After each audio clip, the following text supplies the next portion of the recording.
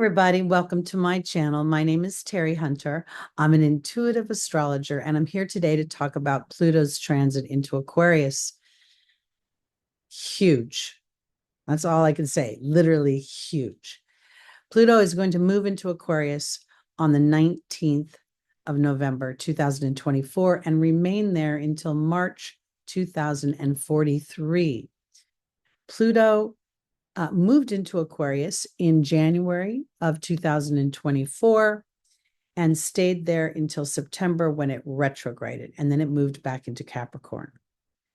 We here in the United States have just experienced a very impassioned presidential election season, and we have seen a lot of the United States dirty laundry being aired. That's Pluto. I want to explain to you a little bit. I want to tell you a little bit about where Pluto has been. We're going to do a little history lesson, and then I'm going to pull up the United States chart, and I'm going to look at the next 6 months before Pluto retrogrades, because this is super significant in how we're going to continue to experience sort of a deconstruction of the old ways and the old structures here in the United States. And I think that will ripple out throughout the world, and it will put an eye on other people and countries to look and see where there are structures that are antiquated, that don't work, or that are out of balance. So first, let me tell you this. Pluto, the last time Pluto was in Aquarius, it was 1778 to 1798. So this is post-American Revolutionary War, and when our forefathers were building the structures of our country. Now, Pluto, as it transits into Aquarius, is going to have a continued conversation with Neptune. Neptune is at the last degrees of Pisces and will move into Aries in March of 2025. This long-term sextile conversation is significant because the last time Neptune was in Aries was in 1862 till 1875. This was during the American Civil War, where the initial war was started because it was about federal encroachment into the states' autonomy. And as the war became more arduous and President Lincoln was losing the war, the focus shifted, and it became a war of freedom for all. And then we go through the years subsequent that, where we were reconstructing our governmental dynamics to allow for the new way. And we're going to do exactly the same thing here. I also want to note that when I was looking up the dates, I thought it was kind of interesting because we just had a presidential election. I'm like, what's going to happen in 2028? Where will Pluto be then? And Pluto will be conjunct exact the United States South Node at 6 degrees of Aquarius. I think this is extremely significant because the South Node is a karmic point, and the United States has a karmic signature of rebellion against oppression, limitation, restriction. And so as the South Node is triggered by Pluto, it is going to create a trine to Uranus, the ruler of the South Node in the 6th house of the United States. So what I'm going to do now is I'm going to pull up the United States chart, and I'm going to show you, I'm going to go like the first of each month until the retrograde in May, so that you can get an idea of the themes that we're going to visit. The retrograde that will happen from May until October will be the revisit and the review of the things that we're going to walk through over the next few months. Now, we know we're going to walk through a change of power when President Biden turns over the baton to President Trump. We have a extremely impassioned nation right now. So January, is going to be pretty interesting. So let me pull up the chart and we'll talk. Okay, so I have this set here. Oh, I should remove the transit chart. Let me quickly show you the United States natal chart, This is the United States natal chart. And I think this is significant in the respect that we have an 11-degree Sagittarius rising. If you guys have watched me at all, you know that I'm a big numbers gal. And when I see 11s or series of ones, I always think, okay, this is about thought. How do I anchor my thought? How do I use my thoughts to attract the things and the dynamics I want to experience? This is also, just a little side note, conjunct the great attractor at 14 degrees of Sagittarius. The United States is meant to be forward thinking. The United States is meant to be free, to be culturally diverse, to be accepting, and to be curious in some ways about that acceptance. Now, here's the South Node that I was talking about earlier, the karmic point of the United States. And here, the South Node makes a trine to Uranus, the ruler of the South Node. So this is a favorable aspect. When we look at the second house, we're looking at the house that rules history, my personal history as I was made. So it's the United States personal history. It is ruling money. It's ruling skills. So we see that that the United States has always been innovative, always bringing new things and new opportunities to serve others. The sixth house is the house of service. So let me click off of the South Node here, and I want to pull up the transit chart.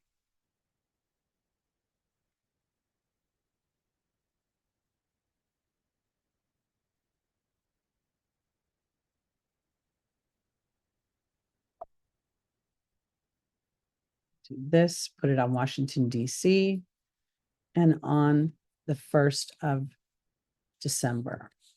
Okay. By December 1st, we see that Pluto has moved into Aquarius.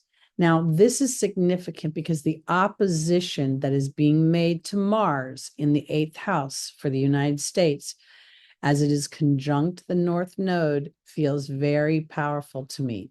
Mars was very frustrated earlier when it was transiting through Cancer, and Mars is going to go retrograde and it's going to move back into Cancer, while Pluto will not be retrograding. So Pluto has been the powerhouse in this opposition. And this is literally a money axis for the United States. It has a lot to do with power and control, the individual versus others. So we could very well see things start to be getting a little hot.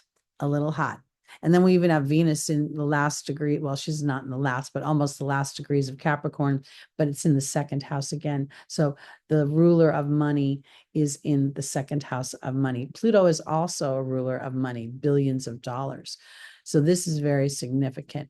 This is the United States natal chart here, and the darker gray is the transit charts at the time.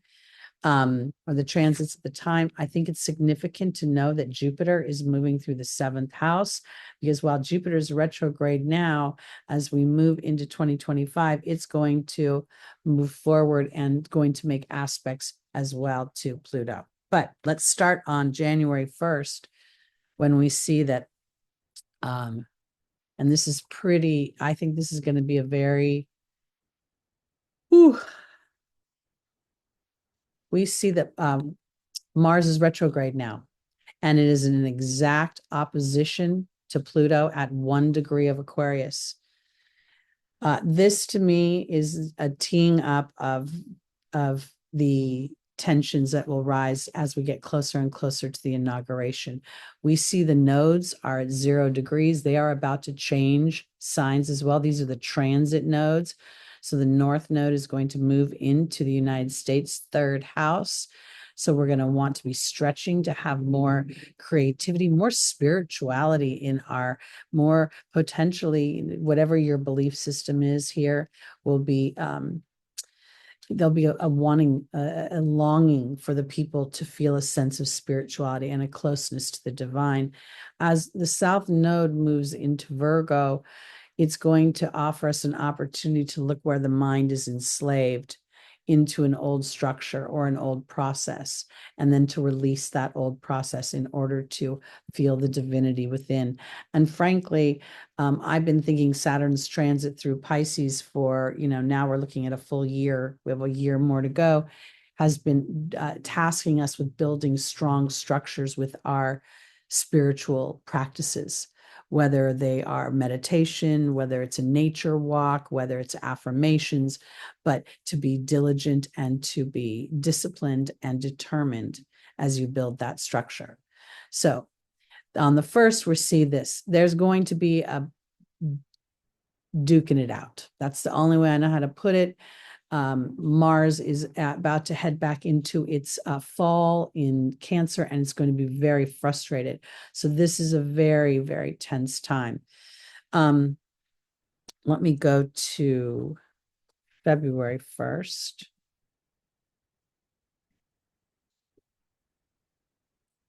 Now we see that Pluto is at 2 degrees and it's making a quincunx to Venus.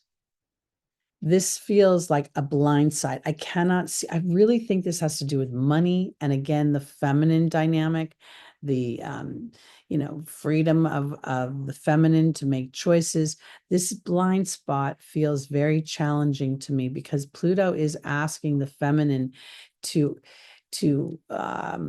look and see where there's the potential that you are crab crawling. As the feminine of the United States is a very powerful energy, there's the potential that it has been feeling disempowered recently and not being able to see a bigger truth that's being offered. And I say that because the feminine is the co-creator with the universe. The ultimate planet of co-creation could be Venus. And the ultimate planet of deconstruction of the lies, the manipulations, the power and control that holds us, grips us, is Pluto. And Pluto will continue to make this trine. Right now, it's a loose trine. I like to keep the planets within a few degrees, but when we're talking outer planets, these are long-term influences that ripple out more like have a wider range birth. Now we see the nodes have changed as well. So we've got significant energy changes here, but we're going to do a separate video on that. I also want to note that as Pluto moves in conjunction with the south node of the United States, it's also triggering a call to leadership, a call to the individual. That north node in Leo in the 8th house is really playing to the conception of children, the inner child, the performer, the part of you that has something that it wants to experience in the material. So this is going to be a big pull because old habits may feel like they're opposing your sense of creativity and self-expression. Now we go to March 1st. I'm going to cover these in the monthlies much more detailed. So this is just a general for the next 6 months. So you kind of, have a landscape. Now we see Pluto is making favorable, or what feels like favorable, aspects to the nodes. And we're still feeling this uncomfortable, even more tense and uncomfortable. The quincunx for me is like this haunting in the back of my head where I feel something intuitively, but I can't put my physical finger on it. And I think that could be the transformation that initially may feel like it isn't going to be good for me, but ultimately it probably is going to be good for me. Whatever I want in the way of making money, in using my skills, in rewriting my history. We see by April 1st, Jupiter is, oops, that wasn't April 1st. April 1st. Jupiter is in the mix here. Pluto's now at 3 degrees. This is where it starts to feel, within the United States, we're starting to feel this sense of wanting something bigger and more. We see that Neptune has moved into Aries. This is the nodes have changed. Pluto's energy has changed. Neptune's energy has changed. And it's going to be a bit of a trigger. And I think that it's going to be a polarizing trigger because I think people that have been paying attention to their own co-creations will feel empowered. And then people that have been more dependent upon these old structures that actually cripple them or limit them will feel a strong sense of fear. I'm going to pull off of Pluto for a minute and show you that we have Jupiter's now direct, and Jupiter is about to go over the United States Mars. And I believe that's going to happen around May 1st. I will pull that up in a minute. So there's an expansion. This quincunx over here is an expansion. There's something potentially that has to do with faith, has to do with religious beliefs, but also has to do with the Department of Justice.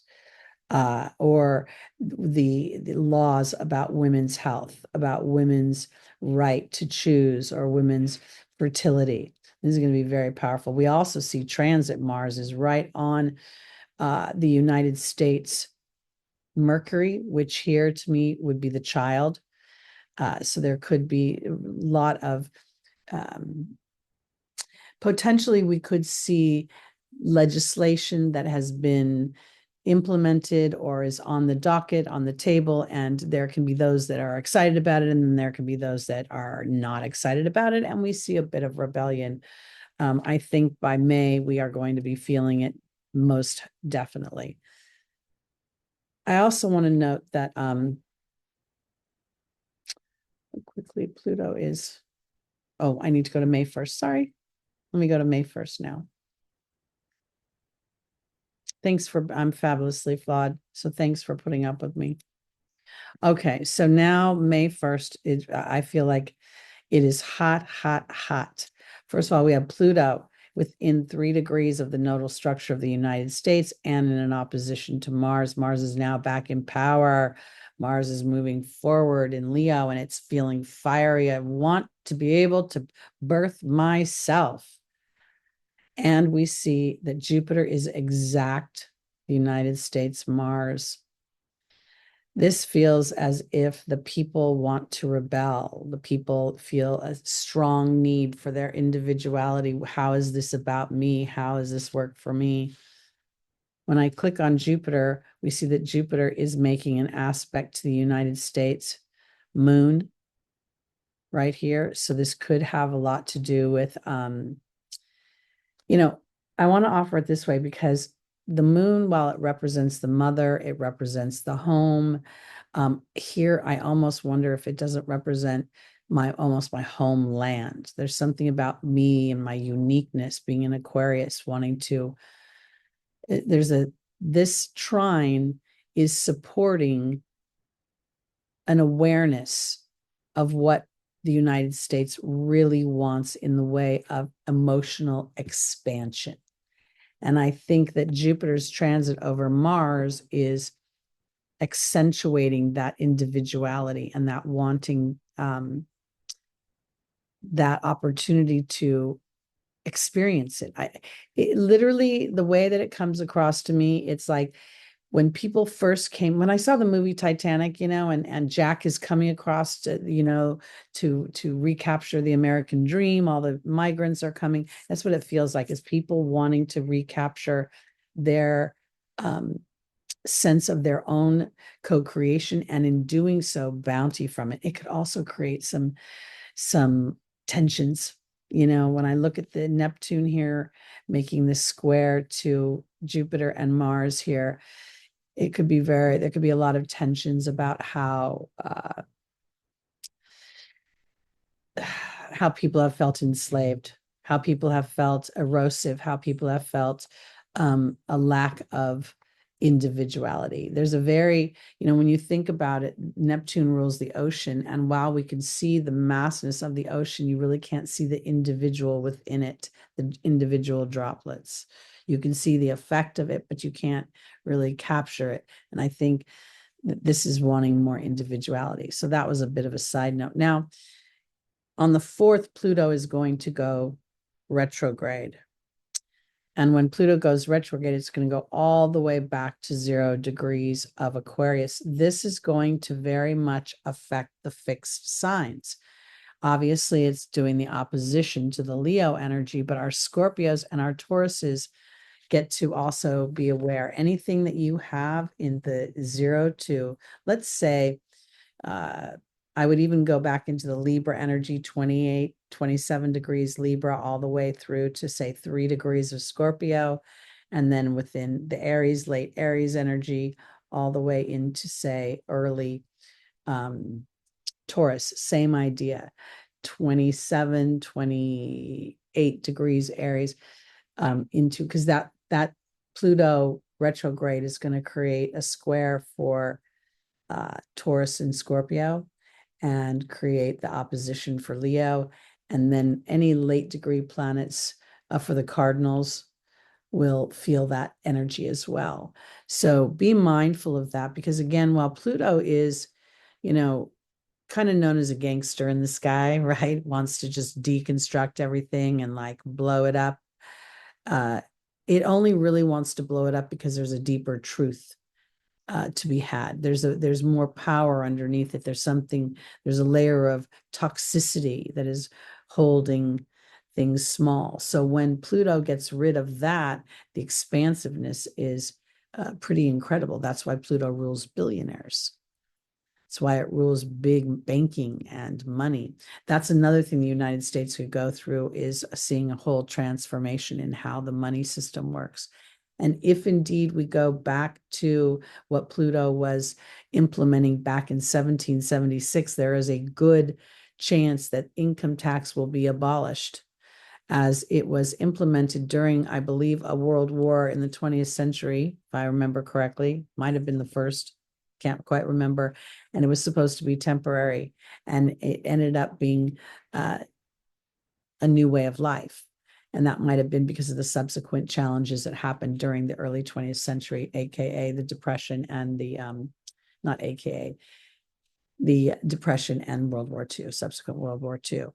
So this Pluto transit in the next 3 or 4 years is going to be very significant. And then in the sense that we're still taking structures, we're still dismantling things, we're still fine tuning things. We're looking for where the fat is, where things are clogging up and bottlenecking, and then we're opening those spaces up. So there could be, the people could have a little bit of challenges with the transition, but usually we end up adapting and things are better. So let me stop my share. Again, I kind of want to emphasize that in 2028, as Pluto is conjunct the South Node in the United States, we could see that presidential election being something. I mean, we think the one we just saw was unprecedented. We could see a whole new structure of how we actually pick our president being implemented in 2028, or the beginnings of it start to be implemented. So it's going to be exciting times. And just on a little side note, for those of you that are practicing intuitives, you may start to feel, especially because Neptune's transit right now in the last degrees of Pisces, you could be feeling a lot of deja vus, or feeling a sense of familiar, or a sense of I've been here before, or this, it is probably because you have been. So don't fight it, just enjoy it. All right, that's it for me for the beginning of the Pluto move into Aquarius. It's such a big transit. We're going to take it a little bit at a time. Please like, please share, please subscribe, please comment. I love you all so much. It's going to be exciting times, guys. So fasten your seatbelt, because you know what? When Pluto gets into Aquarius, expect the unexpected. And that would be for deep dive into removing and renovating anything that isn't working for us. All right, guys, I'll see you soon. Bye-bye.